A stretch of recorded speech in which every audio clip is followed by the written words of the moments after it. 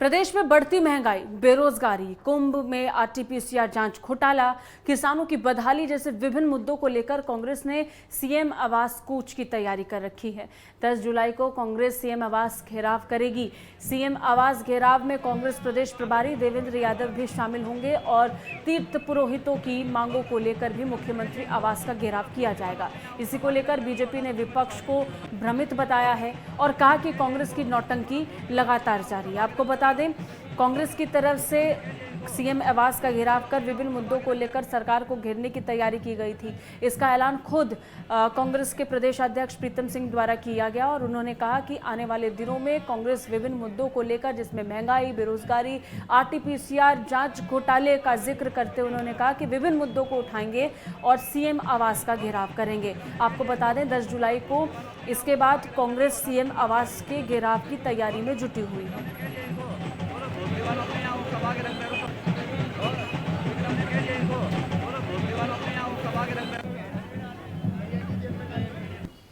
देखिए, पिछले 4.5 साल के अंदर भारतीय जनता पार्टी ने प्रदेश के अंदर कोई भी काम नहीं किया। आज पूरी प्रदेश की जनता त्रस्त है। प्रदेश में कोरोना का कहर इतना रहा कि कई लोगों ने अपनी जान गंवाई। आज 10 तारीख को हम मुख्यमंत्री निवास का मुख्यमंत्री निवास को कूच कर रहे हैं। हम लोग कांग्रेस के हमारे सभी साथी इसमें सम्मिलित होंगे। जो हमारे मुख्य मुद्दे हैं, जो महंगाई है, भ्रष्टाचार है, बेरोजगारी है, किसानों की आय दुगनी करने की इन्होंने जो बात की थी, काला कानून जो किसानों के ऊपर इन्होंने थोपा था, इन सारे मुद्दों को लेकर हम मुख्यमंत्री निवास कूच कर रहे हैं। देखिए, कांग्रेस को भ्रम से बाहर निकलने की आवश्यकता है। एक तरफ वो कोविड की व्यवस्थाओं पर सवाल उठाते हैं और दूसरी तरफ इस प्रकार के आयोजन करने की घोषणा करते हैं। मुझे लगता है कि कांग्रेस भ्रमित है और उससे समझ में नहीं आ रहा कि उसे करना क्या है। वास्तव में जनता के दिल से कांग्रेस उतर चुकी है और इस प्रकार की नौटंकियां करके वो जनता को ये दिखाना चाहती है कि हम भी कहीं हैं, लेकिन इससे जनता के दिल में उनकी कोई जगह नहीं बनती, उल्टा जनता उनकी खिल्लियां उड़ाती है।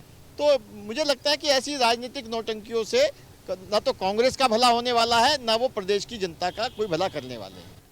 कोरोना को देखते हुए मुख्यमंत्री पुष्कर सिंह धामी कावड़ यात्रा को लेकर कोई भी फैसला जल्दबाजी में नहीं लेना चाहते। मुख्यमंत्री ने यह स्पष्ट कर दिया कि उत्तर प्रदेश, हरियाणा और दिल्ली के मुख्यमंत्रियों और अधिकारियों से बातचीत कर जरूरी फैसला लिया जाएगा। वहीं मामले में अब राजनीति तेज हो गई है। विपक्ष ने कहा कि आखिर क्या बात है कि कावड़ यात्रा को लेकर असमंजस की स्थिति बनी हुई है। सरकार को कुंभ से सीख लेनी चाहिए, ये आत्मघाती कदम होगा। वहीं विपक्ष के सवालों पर सरकार का बचाव करते हुए बीजेपी ने कहा कि मामला अंतर्राज्य स्तर का है, सरकार बातचीत के बाद ही उचित निर्णय लेने वाली है। आपको बता दें, अभी भी कावड़ यात्रा को लेकर के असमंजस की स्थिति राज्य में बरकरार है। ये तय अभी तक नहीं हो पाया है कि कावड़ यात्रा को सुचारू तरीके से चालू कराना है या फिर इस पर रोक लगानी है। हालांकि इसको लेकर स्पष्ट तौर पर सरकार द्वारा कहा गया कि बाकी राज्यों से बात करने के बाद, बाकी राज्यों के मुख्यमंत्रियों से चर्चा करने के बाद ही कोई ज़रूरी फैसला लिया जाएगा। सरकार किसी भी कीमत पे जल्दबाजी का फैसला नहीं लेना चाहती।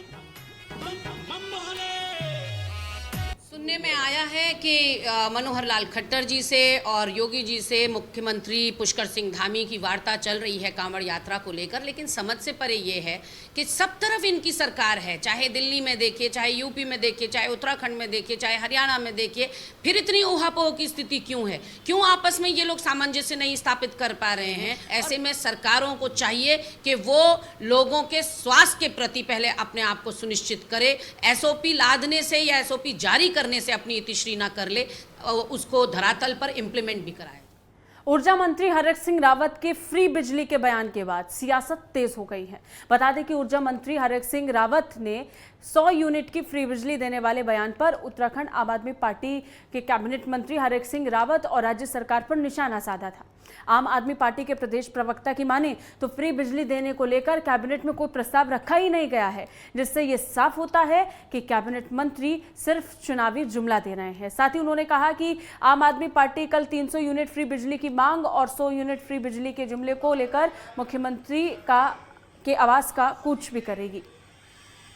सूचना के लिए फिर से कहना चाहूंगा कि जो हमारी मांग 300 यूनिट फ्री बिजली की इस प्रदेश के उपभोक्ताओं को देने की है और भारतीय जुमले के खिलाफ कल सुबह मुख्यमंत्री आवास का घेराव आम आदमी पार्टी के सैकड़ों बिजली उपलब्ध कराई जाए। आम आदमी पार्टी लगातार ऊर्जा प्रदेश उत्तराखंड के विद्युत उपभोक्ताओं को 300 यूनिट फ्री बिजली उपलब्ध कराने की मांग कर रही थी और इस पर चरणबद्ध आंदोलन से जब आंदोलन गति पकड़ने लगा तो उस बीच अचानक ऊर्जा मंत्री जी का बयान आता है कि सरकार 100 यूनिट बिजली फ्री कराएगी। लेकिन ये बीते हुए 24 घंटे भी नहीं हुए थे, अचानक मुख्यमंत्री धामी जी का बयान सामने आता है जिसमें वो कहते हैं कि ऐसा कोई प्रस्ताव अभी तक कैबिनेट में नहीं आया है। उससे स्पष्ट होता है कि भारतीय जनता पार्टी का ये जुमला था, क्योंकि अमित शाह जी भी कहते हैं कि चुनाव से पहले कोई न कोई जुमला होना चाहिए और हम सोच रहे थे कि शायद ये जुमला चुनाव तक चलेगा, लेकिन 24 घंटे भी नहीं चल पाया। इसलिए आम आदमी पार्टी 300 यूनिट बिजली फ्री की मांग को लेकर और 100 यूनिट का जुमला जो भारतीय जनता पार्टी ने छोड़ा है उसके खिलाफ कल मुख्यमंत्री आवास का कूच करेगी।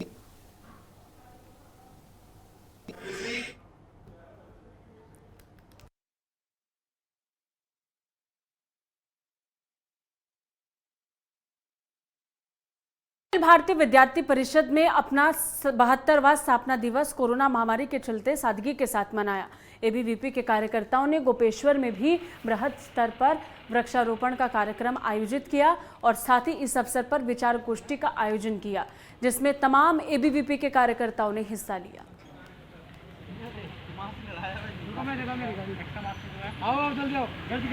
अच्छा, आज एबीवीपी अखिल भारतीय विद्यार्थी परिषद की स्थापना दिवस है, जिसके उपलक्ष्य में यहाँ पे हमारे संगठन के जो भी कार्यकर्ता हैं उन्होंने यहाँ पे वृक्षारोपण और मिष्ठान वितरण इत्यादि कार्यक्रम रखे हुए और हमने कई पेड़ अभी लगा चुके हैं। जैसे कि आप सभी लोग जानते हैं कि विश्व का सबसे बड़ा छात्र संगठन होने के साथ साथ 9 जुलाई 1949 से 70 और 72 वर्षों के इस कार्यकाल में इस राष्ट्रवादी संगठन ने बहुत सारे सामाजिक कार्य किए हैं और विश्व का सबसे बड़ा छात्र संगठन बना है। और आज 9 जुलाई 1949 के से और इन 72 वर्षों के साथ साथ हम लोग आज एक बड़ा परिवार हमारा बन चुका है और इस बड़े परिवार में हमने इन 72 वर्षों 73 वर्षों के कार्यकाल में बहुत अच्छे अच्छे कार्य किए हैं। छात्रों के लिए सदैव समर्पित रहता है और आज हम इसे बड़े धूमधाम से मना रहे हैं। हालांकि कोविड की गाइडलाइन का पालन करते हुए हम इसे मनाया जा रहा है। उत्तराखंड में पर्यटक स्थल पर तैयारियों को दुरुस्त करने के पुलिस मुख्यालय में हुई बैठक के बाद डीजीपी अशोक कुमार ने निर्देश दिए। आईपीएस नीलेश भन्ने ने जानकारी देते हुए बताया कि बॉर्डर्स पर बाहरी राज्य से आने वाले पर्यटकों का रजिस्ट्रेशन और आरटीपीसीआर रिपोर्ट की सख्ती से जांच की जा रही है। साथ ही भीड़ की स्थिति को देखते हुए ट्रैफिक को डाइवर्ट किया जाएगा। पहाड़ी इलाके में अगर अधिक भीड़ की स्थिति बनती है तो ट्रैफिक को दूसरी जगह डाइवर्ट किया जाएगा। उन्होंने कहा कि जो भी कैंट्री फॉल में 50 लोग के बाद जाने की अनुमति नहीं होगी। बताते चले कि उत्तराखंड में कई पर्यटक स्थलों में भीड़ की तस्वीरें देखने को मिली जो सोशल मीडिया पर तेजी से वायरल हुई, जिसके बाद उत्तराखंड पुलिस हरकत में आई और ये फैसला लिया।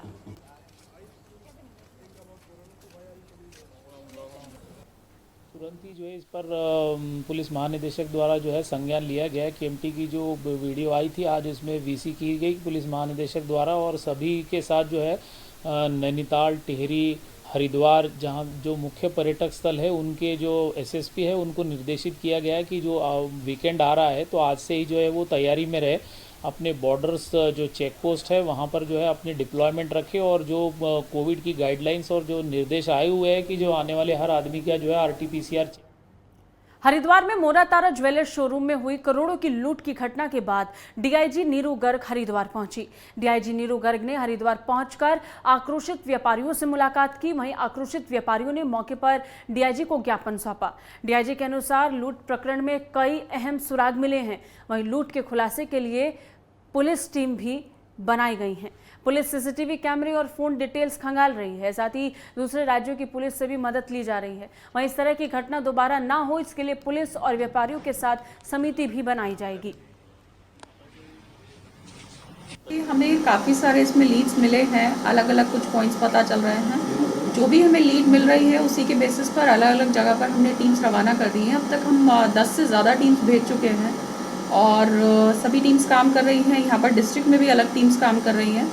कुछ टीम्स हमारी सीसीटीवी कैमरास पर काम कर रही हैं, कुछ जो मोबाइल डेटा पर काम कर रही हैं, कुछ हमारी जो ट्रेडिशनल पुलिसिंग जो होती है कि जो लीड मिल रहा है वहाँ पर जाकर पूछताछ करना और स्टेट के पुलिस से कोऑर्डिनेट करना, सभी पॉइंट्स पर हम लोग काम। धर्मनगरी हरिद्वार के हर की पौड़ी पर मौज मस्ती करने वाले नियमों की लगातार धज्जियां उड़ती नजर आ रही हैं। इसी कड़ी में हर की पौड़ी पर एक बार फिर से हरियाणा के यात्री हुक्का पीते हुए पकड़े गए, जिसके बाद पुलिस ने 6 लोगों को गिरफ्तार कर उनके खिलाफ मुकदमा दर्ज कर कार्रवाई शुरू कर दी।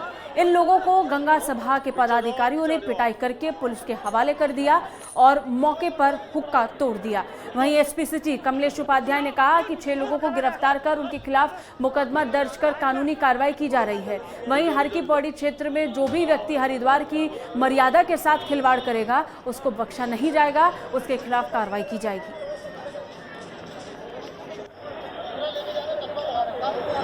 देखिए, ये कल की घटना है। ये हर की पौड़ी क्षेत्र में ये हुक्का पार्टी में इसमें 6 पर्यटकों को गिरफ्तार किया गया है। इनके विरुद्ध मुकदमा दर्ज करके कानूनी कार्रवाई की जा रही है और साथ में ये मैसेज भी हम दे रहे हैं समस्त उससे कि हर की पौड़ी जो है एक आस्था का केंद्र है और इस तरह से जो भी यहाँ पे इस तरह की हरकतें करेगा तो उसको बिल्कुल भी बख्शा नहीं जाएगा और उनके प्रॉपर इसमें उचित वैधानिक कार्रवाई की जाएगी। उत्तराखंड में एक बार फिर मौसम करवट बदलने वाला है। कुछ दिनों तक उत्तराखंड के कई जिलों में बारिश होने की आशंका जताई जा रही है। मौसम विभाग की माने तो प्रदेश के कुमाऊं मंडल, नैनीताल, बागेश्वर और चंपावत में भारी बारिश देखने को मिल सकती है। साथ ही उन्होंने कहा कि 10 और 11 जुलाई को प्रदेश के कई जिलों में हल्की बारिश होने की आशंका है, जिसमें कुमाऊं मंडल में तेज बारिश भी हो सकती है। साथ ही कई स्थानों पर हल्की बारिश के साथ तेज बारिश होने की आशंका है, जिसके चलते मौसम विभाग ने सभी को अलर्ट पर रहने के निर्देश दिए हैं।